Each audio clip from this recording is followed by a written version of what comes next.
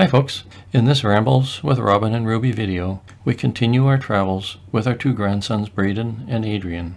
In this video, we begin our departure from Yukon, Canada by driving from Dawson City to Watson Lake. It took us 4 days to do that drive. Along the way, we stopped at Minto Resorts, the Yukon Wildlife Preserve, the world's smallest desert at Carcross, Emerald Lake, and finally made it to Watson Lake and the signpost forest, where we posted our sign. Join us as we start the very long drive from Yukon back to Ottawa, Ontario, Canada. Of course, we never go in a straight line. Enjoy! We left Dawson City early on the morning of July 27, 2023. The weather was just beautiful.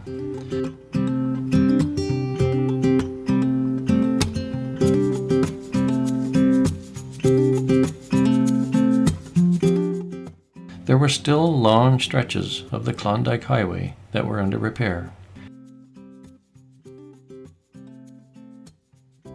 We stopped at Pelly Crossing to fuel up and to get a snack.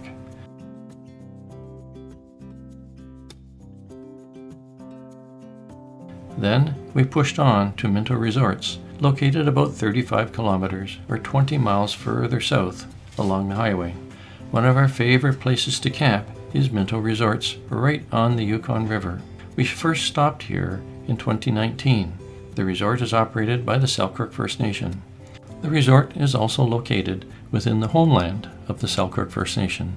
We are grateful for the hospitality and the welcome afforded to us. In 2023, the Minto Resorts RV Park was undergoing renovations, but with the blessing of Darcy Ramsey, we were able to set up with no services. We all had the opportunity to rest up and to stretch our legs. The view of the Yukon River from the bluffs at Minto Resorts is just spectacular. That evening, Braden and I walked along the remains of the old overland trail. So we're walking down the historic Whitehorse to Dawson wagon road. A little bit of history of this that I'll add, but Braden's up there following the tracks of many of the early settlers to this part of Yukon, and particularly headed to Dawson City. This is a wagon road that passed through Minto Resorts and Minto Landing. It was very active during the Klondike Gold Rush, when the road connected Whitehorse and Dawson City.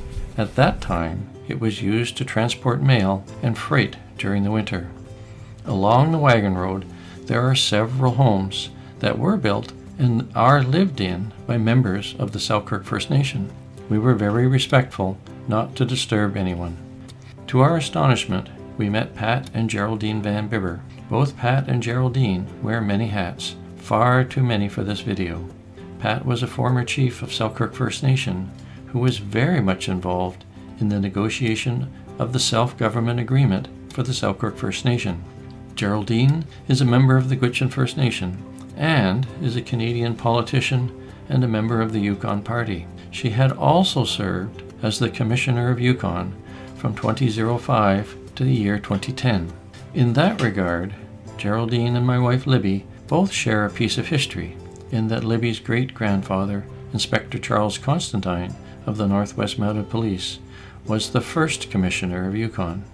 Check this previous video for more insight about my wife's family connection with Inspector Charles Constantine. One more comment about Pat and Geraldine Van Bibber. They were fabulous Yukon ambassadors who welcomed us as complete strangers to sit on their veranda that evening and just chat. It was a wonderful experience. Classic Yukon hospitality. So this is the update of the map showing where we drove on Thursday, July 27. And it's Adrian's day to do the update, so he's going to draw the map. So we started in Dawson City, went far down the road, then we stopped at Stewart Crossing to have some food, then we kept going down, went to Pelly Crossing to go into the store and get gas, then we went to Minto Resorts, which is where we are right now. So my high today was probably the store at Pele Crossing because it was really cool and there was a bunch of cool hats there, but we didn't get any. And the low is probably the black flies here, but they don't itch at all. And they don't even hurt either.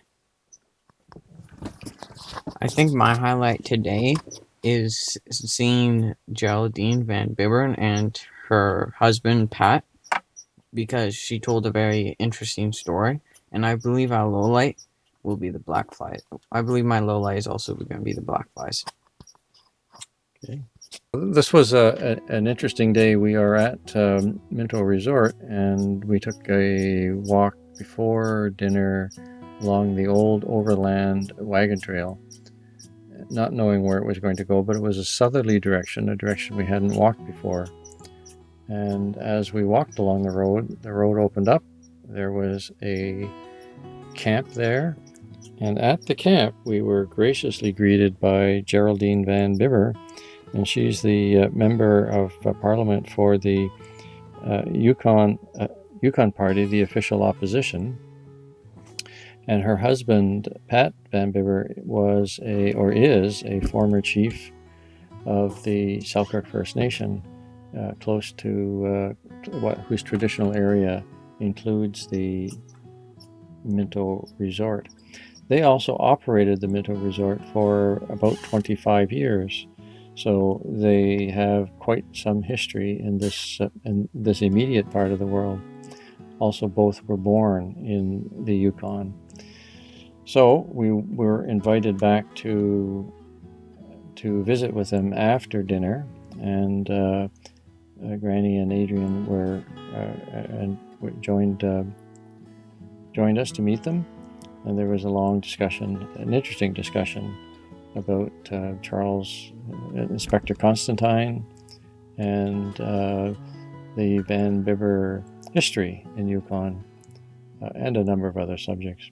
So it was actually a really cool evening, just relaxing with Geraldine and Pat, sitting on the deck of their house. So quite a neat day.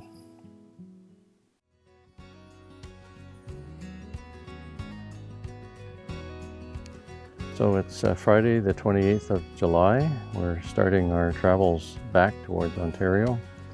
We're at the Minto Resort, which is based right beside the Yukon River. It's one of our favorite sites to camp at. Because of its location, it's peaceful. There's generally you can't hear the traffic. It's quiet at night, and you can hear the river in the morning. It will take us probably 3 weeks or so to get back to Ontario. We have a few stops along the way. According to Tommy Taylor, based in Dawson City, the bank swallows are gathering. We saw probably 100 or 200 flying over Dawson a couple days ago, and they will soon be making their migratory flight south from Yukon territory. Many of the songbirds have already left. They're certainly not vocal, and it's always that eerie time of the year when the bush starts getting quiet. According to Darcy, the salmon will start running maybe within a week. There's a moratorium on salmon. First Nations have voluntarily set their own moratorium, and we understand, talking to several folks, that nobody's intentionally trying to catch salmon. The salmon stock is so low that it's really facing a catastrophic collapse. Salmon was an important cultural staple, not only as food, but from a cultural perspective for the First Nations along the Yukon River. So the collapse, people might say, well, it's an economic collapse and that's a disaster, but it's far more than that.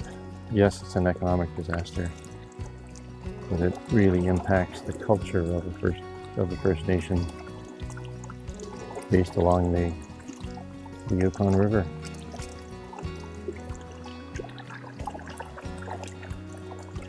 Yukon's an interesting river to watch. It just boils. guess there are large water waves that get deflected upwards and emerge on the surface of the water.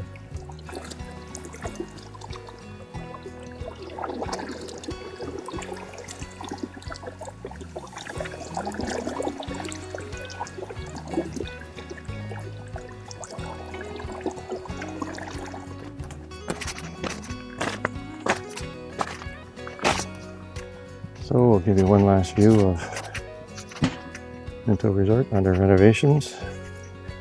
It's likely oh, here comes a four-legged visitor. Two four-legged visitors. So just winding down, the staff is up. I bid my farewells to Darcy Ramsey. And this will be the last look at Yukon River from Minto Resort. Here are a few shorebirds. Staff have the music going. Get them awake for the first bus tour that comes in around noon.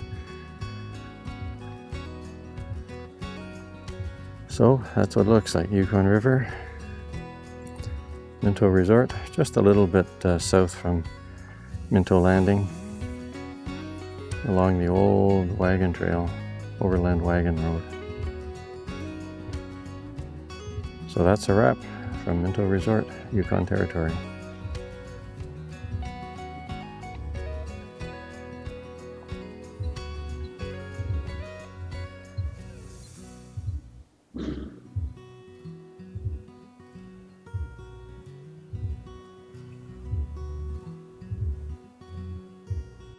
The weather was lovely when we left Minto Resorts on our lake to Whitehorse on June 28, 2023.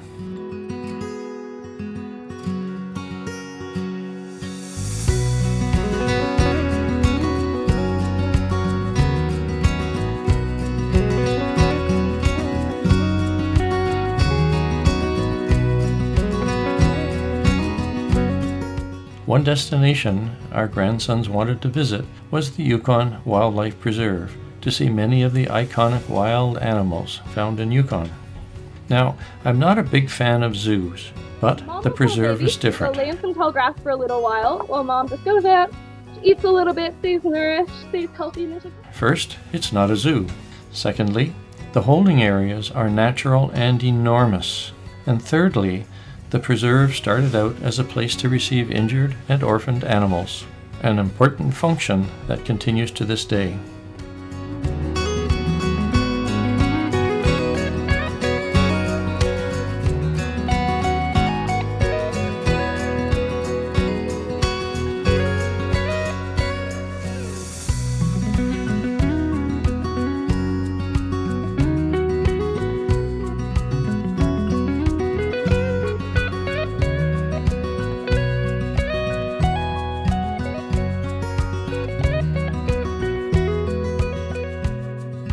So on our way down from Minto to Whitehorse, we stopped at the Yukon Wildlife Preserve and had a really good tour. It's good for Braden and Adrian to have a look. Saw lots of animals.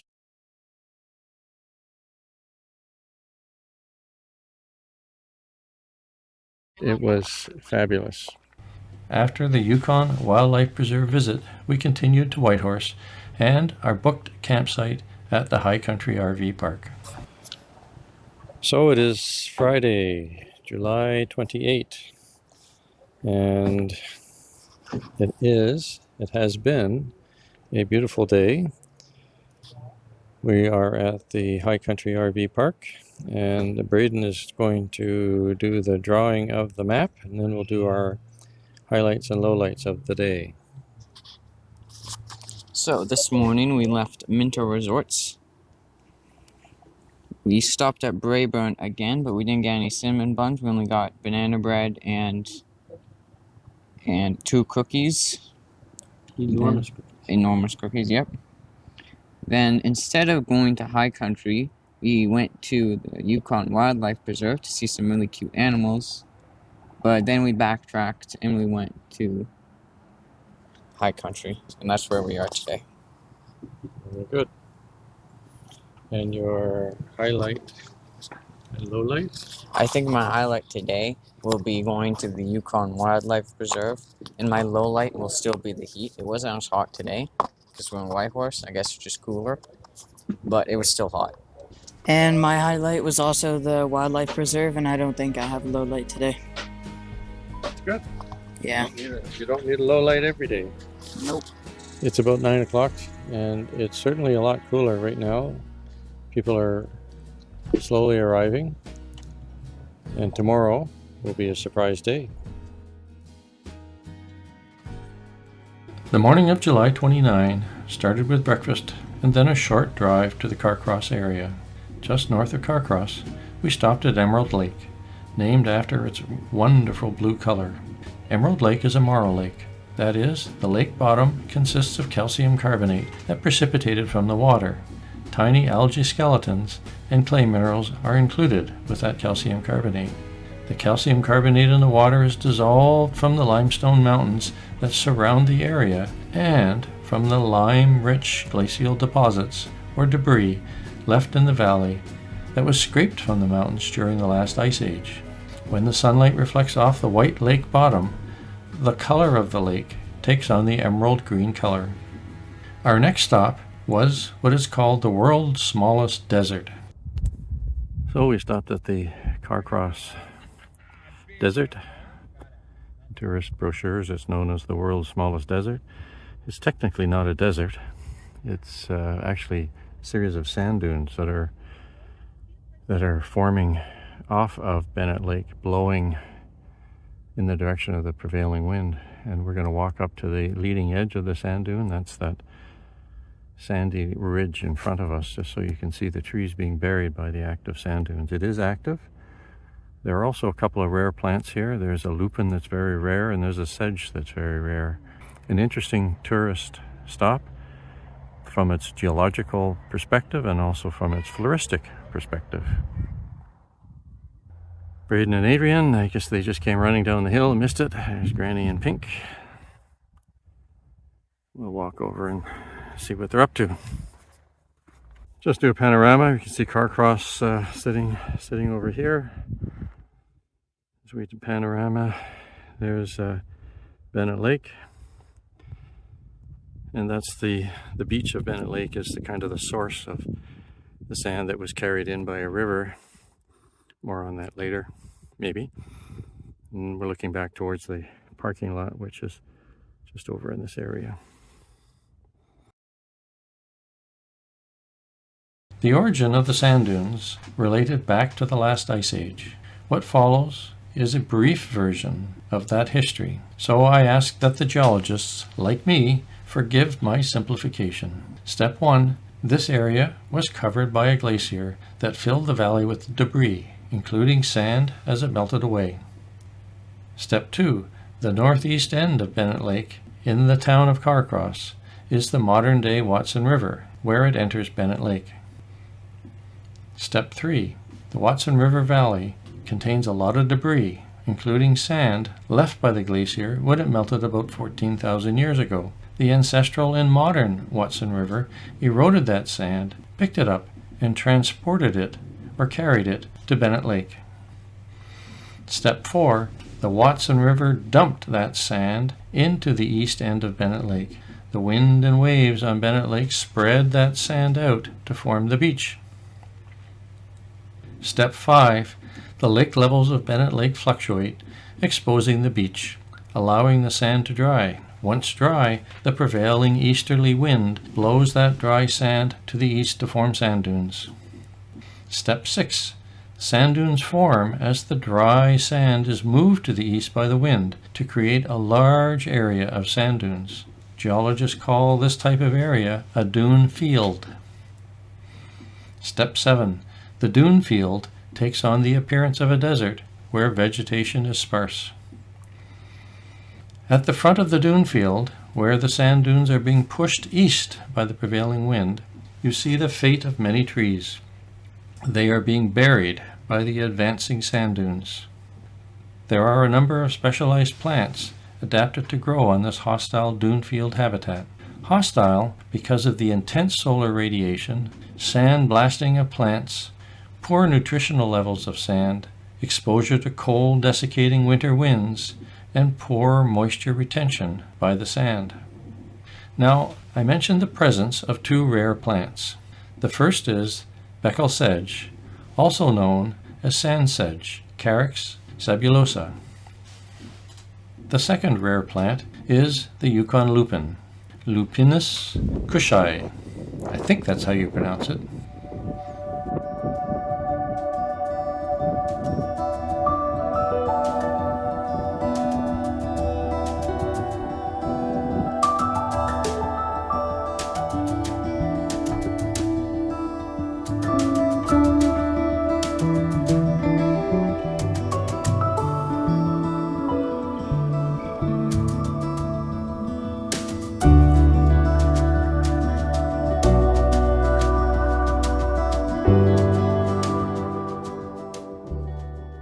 The side of the dune facing the wind is called the windward side, or ramp. In this dune field, the ramp is long and has a gentle upward slope. Wind pushes the sand up along that ramp. At the top of the dune, or dune crest, the wind leaves the dune, a little bit like a ski jump, and the sand falls down on what is called the leeward side of the sand dune. The leeward side of the sand dune faces away from the wind. The leeward side is usually steep with a slope called the slip face. There's another illustration of the leading edge of the dune. You can see on the left most side of the dune is quite steep. That's the side of the dune, the face of the dune that is facing away from the wind. And on the right is the more gentle slope side of the dune that is facing towards the wind. That side facing towards the wind is the ramp up which the wind blows, moving the sand. And when the sand reaches the crest, which is about here, the sand simply drops out of the wind. The wind dies, or the wind moves on, and it can no longer suspend the sand, so the sand just drops out, gives you the very steep downwind side. So we know the dune is advancing from right to left in that direction. It was not a surprise to see two trucks driving over the dune field. Their presence created the opportunity for Braden and me to discuss the challenges associated with setting public policy that find a balance between recreation and preservation. The question facing the dune field is simple. Should recreational vehicles be allowed to drive everywhere over a sensitive sand dune area and pose a threat to rare plants that eke out their existence in this hostile environment? I won't share the details of that discussion, but to suffice to say, public policy discussion is seldom right or wrong, and there are strong views on all sides. We're just doing a 1 minute close here at the Carcross Desert. Again, a reminder, it's not actually technically a desert. It's a series of sand dunes. We've been here several times. There's a pretty cool story that comes from the geological side, and there are some really interesting floristic characteristics, plants that are specially adapted to grow on the dry, highly reflective sand that underlies the dunes, or that constitutes the dunes. But I guess of the 4 or 5 times that we've been here, this will likely be the last. So it's kind of neat to see it one more time. So in a sense, this is the wrap for the Carcross Desert. Great that Braden and Adrian had a chance to see it and actually walk on it. And it led to a discussion about the public policy debate. Do you protect or do you not? And some of the factors that you consider, and the passion with which differing points of view can be shared. After visiting the sand dune field, we visited the town of Carcross. We bought some excellent sourdough bread and desserts at the Culktural bakery, and then we headed to the beach where we ate our lunch. During lunch, we were lucky to see the White Pass and Yukon Route railway train arrive in Carcross. We visited the old post office, where you can still mail a letter. Then we bought some t-shirts at the very cool Matthew Watson's General Store. The new addition of the Commons shopping boutique area has really expanded the niche for locally made items. So see, the Caribou Hotel is now open, and it was renowned to be haunted. I wonder if their guests have had any paranormal experiences. Before leaving Carcross, you should visit the lovely and informative cultural museum housed in the administrative building complex of the Carcross Tagish First Nations. Well, it's Saturday, July 29. We're looking at Nares Lake at the junction with Bennett Lake just behind me. Carcross. This is likely the last time that we or I will see Carcross. We had a good tour here with Braden and Adrian, looked at the beach, looked at the world's smallest desert, had a look through town at the shopping area. Up there is, can't see it, but behind that hill in front of us is Montana Mountain. Across the street is the Montana Services. We've stayed there a number of times at their RV site. These buildings, fabulous buildings, and fantastic cultural history portrayed here with Carcross Tagish First Nation. So it really is, it's now a destination. That is the Carcross area. So it's changed very much since our first visit in 2007, 2008. When we returned in 2019, the First Nation had put in a commons service area, commons shopping area. It's actually excellent. See, the swallows are gracing us. Down that way is Skagway. So this is just a wrap on Carcross. It's quite an interesting area, well worth the visit down from Whitehorse, or if you're on your way from Watson Lake to Whitehorse, it's just a little detour. Lots to see here. So we've enjoyed it many times. We've been here several times. Now we're heading back to Whitehorse, and tomorrow we'll be on our way further east, moving out of Yukon. We ended the day back in Whitehorse at the High Country RV Park. Okay, it is Saturday, July 29. We are in Whitehorse. This is our last night in Whitehorse. So we did a little local touring, not enough to constitute the drawing of the map. So we'll do highs and lows, and we'll start with Adrian first. My high is probably the train, and the low light was probably the heat, but it's really cooled down a bunch. But it was very hot earlier today. What was the name of the train? Do you remember? The White Pass, Yukon route, something like that. Okay, Braden. I think my highlight of the day was seeing the Carcross Desert. I think the low light was the heat. And how hot was it? It wasn't actually that hot. It's hot, but it's cooler than most days. The next morning, July 30, 2023, we left the Whitehorse area and headed to Watson Lake. We stopped briefly at Teslin to fuel up and then continued east on to Watson Lake.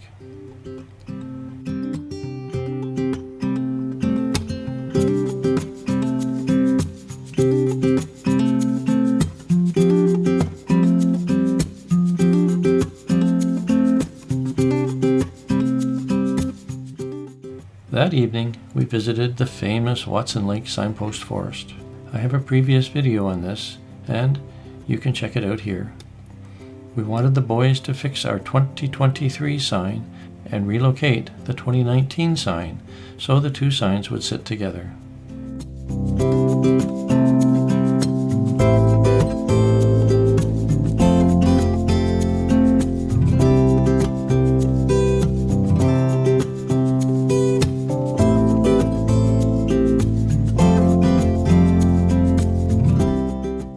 Who knows if we will return to Yukon again. Libby and I have visited 4 times. Perhaps the boys will return one day, find our two signs, and remember what a cool summer they had with Granny and Granddad in the year 2023. Or maybe not. After dinner, we celebrated our last night in Yukon inside the trailer because it was a rainy night. The drawing of the map. Adrian's going to go first. Okay, so today we started in Whitehorse, all the way here.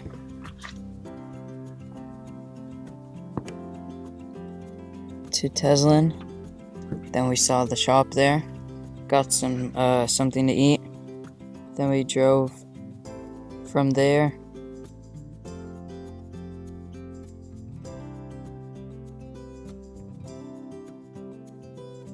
where we put up the sign. In the signpost forest. In the signpost forest. Excellent. Well, that's a wrap for this video. In the next video, we leave Yukon and start our journey back to Ontario, but not without many stops and distractions along the way. To give you a flavor, these images highlight some of those distractions that we explore in the next video, where our grandsons enjoy their first swim in a natural hot spring, the Liard Hot Springs in British Columbia. Be well, and hope you enjoyed this video. Bye for now.